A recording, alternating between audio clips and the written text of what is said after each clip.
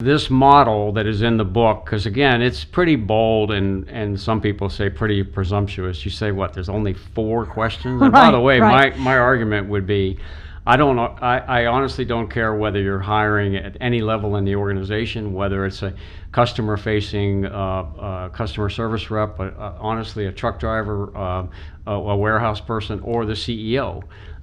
Because again, go back to the premise that any one person in your organization, any new hire, can change the chemistry. And so many years ago, I don't want to age myself or date myself, I sort of found myself around these 4 questions, and I said, look, I'm going to put this into practice, and I'm going to track it, and I'm going to see what happens. And so I focused on utilizing this 4-question model, and I began to track, so what happens? Thousands of people later that I was either directly involved with or using the model with our management team, we were north of 90-some% retention. And honestly, my goal was to get to a point where we don't leave you, you leave us. And by the way, in a really perfect world, for logistical reasons. Oh, I'm sorry, I'm moving to California. Right. Well, we don't have an operation in California, so we can't keep with it. But the point is, decades of practice, thousands of candidates, and more than a 90% hit rate, so to speak, a retention rate. It was a sea change in the sense of shifting control.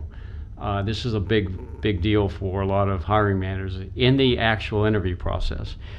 Talent acquisition managers are still in a mode, not all, many, I'm in control. This is my turf. I already have a job. No one will say this, by the way. I already have a job. I can afford to be a jerk, but you can't, because you're a candidate and you have to literally dance on the head of a pin. Right. This shifts completely and says, my goal is to listen as much as possible and to get you to speak as much as possible. I actually say in the book and in practice, I'm going to turn control of our time together over to you. I want to listen to you. Now, by the way, that's very disconcerting for candidates, since one of the things in the book I talk about, they're not used to that. They're right. Well, back to your point about the resume. One is expecting that you're just going to stick to that resume, right? Like, here's what I've turned into you to tell you that I've accomplished. Right. And you walk into the interview expecting that we're just going to cover this one sheet. That's 100%. Exactly right. Yeah. And the questions of 4 are all open-ended. That's not revolutionary per se.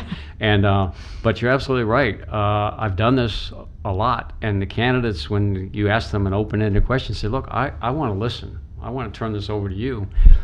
Many times you will get a look and a pause, and then the candidate's first go-to, well, on my resume it says, and again, you have to find a gentle and a kind way of saying, look, you know what, you've got a great resume, I've seen it, let's put it aside. And by the way, the good news, I think, is I've lost track of the number of candidates at the end of the interview who will say, wow, that's like, I don't know if I'm going to get the job or not, but that was really like a lot of comfort for me, a lot of fun for me. That's what you want. The more I can listen to you, the more I can learn about you. Yeah. If I do all the talking, if I play power games, I won't say never are you going to get to the right spot, but your chances are very low.